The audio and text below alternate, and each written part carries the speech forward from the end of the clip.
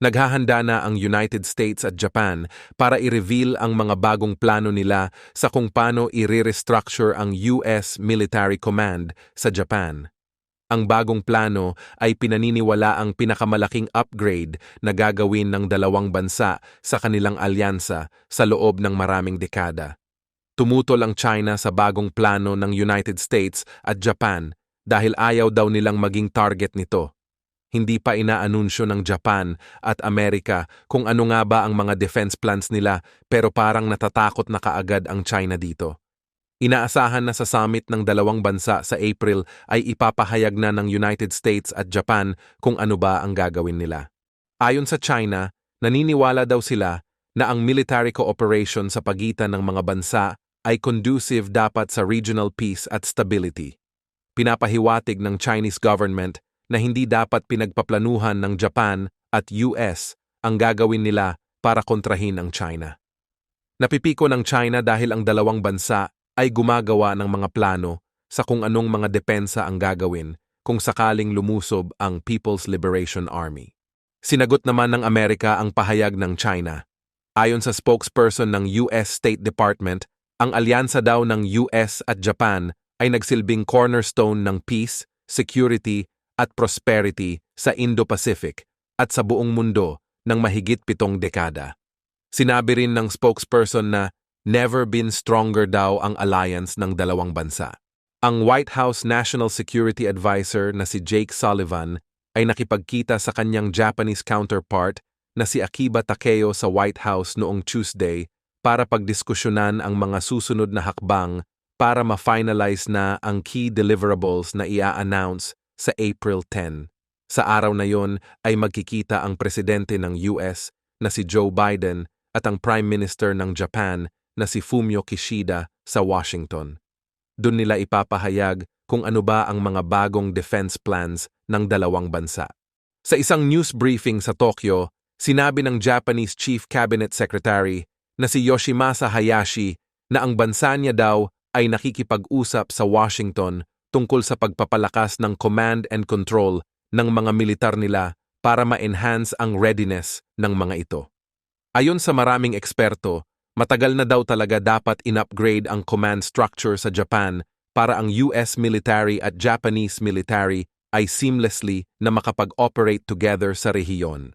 Nagagalit ang China sa US at Japan dahil halata na ang bagong plano nila para palakasin ang kanilang operational planning at exercises ay isang aksyon para kontrahin ang China. Pinagpaplanuhan talaga ng dalawang bansa kung paano nila lalabanan ang China kung sakaling bigla itong umatake. Kaya naman natatakot din ang China dahil baka mabigo ang plano nila na muling sakupin ang Taiwan. Bukod kasi sa United States at Japan, mayroon ding iba pang mga bansa sa rehiyon tulad ng India na posibleng tumulong sa Taiwan kung sakaling lumusob ang China sa isla. Pag pumalpak ang China sa pagsakop sa Taiwan, paniguradong babagsak ang ekonomiya nila at hindi na sila makakabawi. Mapapahiya din sila sa buong mundo at mawawala ng kredibilidad ang gobyerno nila. Pag nangyari yon, pwedeng magkaroon ng revolusyon sa China na maaaring humantong sa pagbagsak ng rehimen ni Xi Jinping. Kaya naman, napaka-importante para sa China na masakop ang Taiwan. Maraming indikasyon na minamadali na ng China ang paghahanda para sa paglusob sa isla dahil bumabagsak na din ang ekonomiya nila. Posibleng tulungan ng North Korea, Russia at Iran ang China kung sakaling magkaroon nga ng digmaan, kaya napakadelikado pa rin ang posibleng paglusob ng China sa Taiwan. Ayon sa presidente ng Russia na si Vladimir Putin, ang dahilan daw kung bakit nilusob nila ang Ukraine ay dahil gusto niyang mapigilan ang pagsali ng Ukraine sa NATO. Pero imbis na mapahina ang NATO, mas lalo pa itong lumakas dahil sa pagsali ng Finland at Sweden.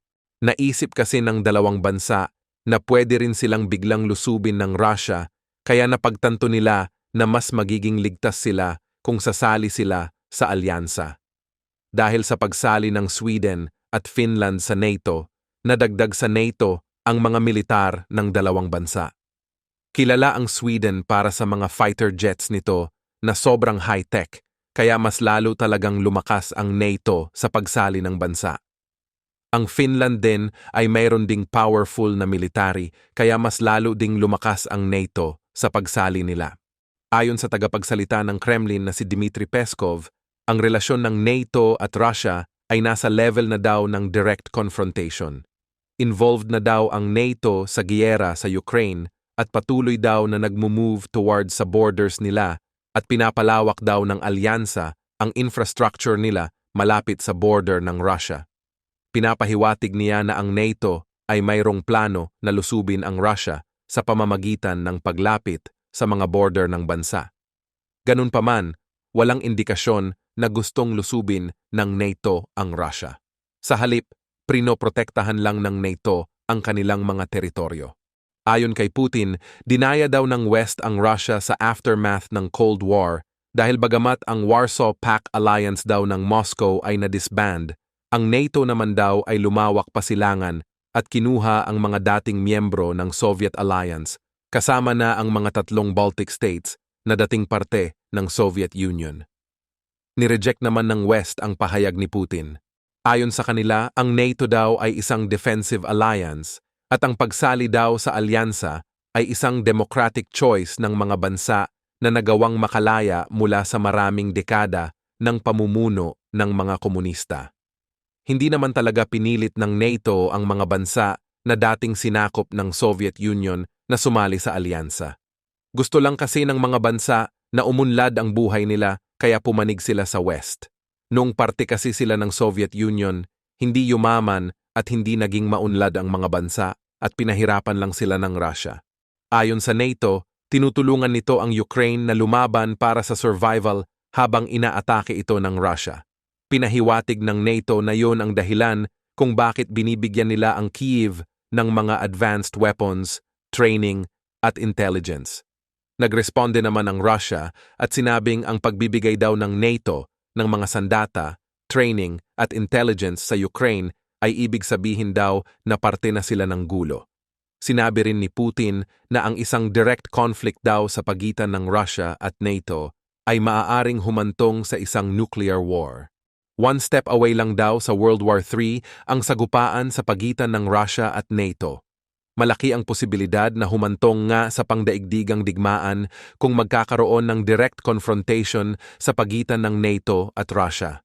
Pwedeng habang rumaragasa ang digmaan sa Europa ay biglang lusubin ng China ang Taiwan. Isang magandang oportunidad kasi yun para sa China dahil hindi maibibigay ng Estados Unidos ang full support nito sa Taiwan kung sakaling nakikipaggiyera pa ito sa Russia.